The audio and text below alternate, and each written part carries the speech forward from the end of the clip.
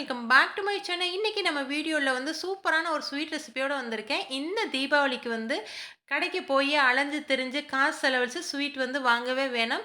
நம்ம வீட்ல இருக்க 3 பொருள வச்சு சூப்பரான மெத்தட்ல நம்ம ஸ்வீட் செஞ்சிடலாம். இந்த ஸ்வீட் பண்றதுக்கு வெறும் 15 நிமிஷம் இருந்தாலே போதும். அற்புதமான ஸ்வீட் ரெடி பண்ணிடலாம். இந்த ஸ்வீட் எப்படி ரெடி பண்ணலாம் அப்படின்னு வீடியோக்குள்ள போய் தெரிஞ்சுக்கலாம் வாங்க. வீடியோக்குள்ள போறதுக்கு முன்னாடி அனிஸ்னா கிச்சனை சப்ஸ்கிரைப் பண்ணாம இருக்கிறவங்க சப்ஸ்கிரைப் பண்ணி பக்கத்திலேயே இருக்க ஆல்ன்ற பட்டனை கிளிக் பண்ணிக்கோங்க. அப்பதான் நான் போடுற ஒவ்வொரு வீடியோ உங்களுக்கு நோட்டிஃபிகேஷன் வரும். இப்போ வாங்க வீடியோக்குள்ள போகலாம்.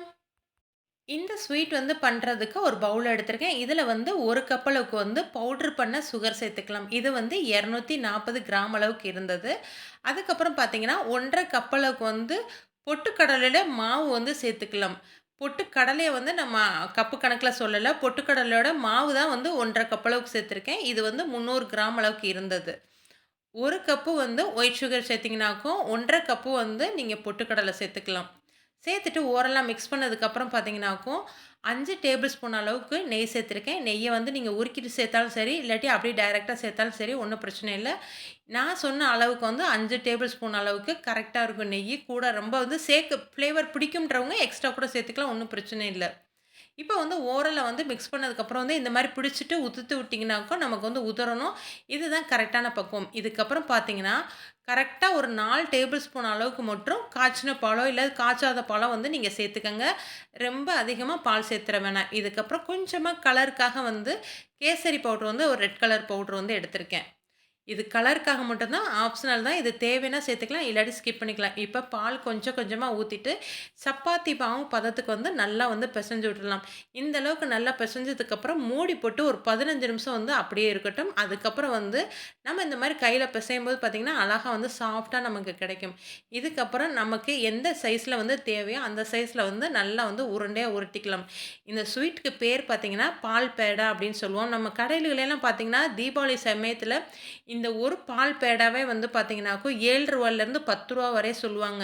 அந்த அளவுக்கு நம்ம காசு கொடுத்து ரொம்ப வெளியே வாங்காமல் வெறும் 15 நிமிஷத்துலேயே பார்த்தீங்கன்னாக்கும் நமக்கு வீட்டிலேயே செஞ்சிடலாம். சூப்பராகவும் செஞ்சிடலாம், ஹெல்த்தியாகவும் செஞ்சிடலாம். வேறு எந்த பொருளுமே நம்ம ஆட் பண்ணவே இல்லை. வெறும் 3 பொருள் மட்டும்தான் ஆட் பண்ணியிருந்தோம். இப்போ நம்ம எந்த சைஸில் மாவு தேவையோ அந்தளவுக்கு எடுத்துட்டு நான் இன்றைக்கி ஆப்பிள் சைஸில் செய்ய போகிறதுனால இந்த மாதிரி உருண்டை உருட்டிட்டு நடுவில் ஒரு குழி மாதிரி பறிச்சுட்டு வச்சுக்கிறேன். இப்போ இதே மாதிரி மீதம் இருக்கிற எல்லா உருண்டைகளுமே நம்ம செஞ்சுக்கலாம். விரல் வச்சு நீங்கள் ப்ரெஸ் பண்ணும்போது ரொம்ப அழுத்தம் கொடுத்து ப்ரெஸ் பண்ண வேணாம். லைட்டாக மட்டும் ப்ரெஸ் பண்ணால் போதும். அதே போல் மாவு பிசையும்போது பார்த்திங்கன்னா இலகலாக கொஞ்சம் பிசைஞ்சுக்கங்க. அப்போ தான் நமக்கு என்ன ஷேப் பண்ணணும்னு நினச்சா கூட அதை நம்ம பண்ண முடியும். ரொம்ப டைட்டாக நீங்கள் மாவு பிசைஞ்சிட்டிங்கன்னா உங்களுக்கு எந்த ஷேப்புமே பண்ண முடியாது. உங்களுக்கு ஒரு மாதிரி விறுவிடுற மாதிரி இருக்கும். அதனால் கொஞ்சம் இலகலாகவே மாவு பிசைஞ்சுக்கோங்க. நம்ம இன்றைக்கி கடையில் கிடைக்கக்கூடிய அந்த குட்டி குட்டி ஆப்பிள் மாதிரி இருக்கணும், அது மாதிரி தான் இன்றைக்கி செய்ய போகிறோம்.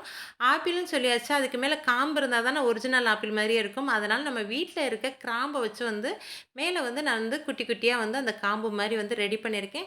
பிஸ்தாவை கட் பண்ணி கூட நம்ம குட்டியாக கூட லீஃப் மாதிரி செஞ்சுருந்தா கூட அது கூட இன்னுமே சூப்பராக இருக்கும். என்கிட்ட பிஸ்தா இல்லாதனால நான் அதை ஸ்கிப் பண்ணிட்டேன்.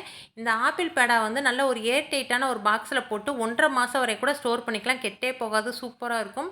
இந்த தீபாவளிக்கு உங்கள் ஃப்ரெண்ட்ஸ் அண்ட் ஃபேமிலிக்கு இந்த ஸ்வீட்டை செஞ்சு கொடுத்துட்டு அவங்க என்ன ஃபீட்பேக் கொடுத்தாங்க அப்படின்றத மறக்காமல் கமெண்டில் சொல்லுங்கள். ஓகே ஃப்ரெண்ட்ஸ், நெக்ஸ்ட் ஒரு வீடியோவில் பார்க்கலாம். ஓகே, பாய்.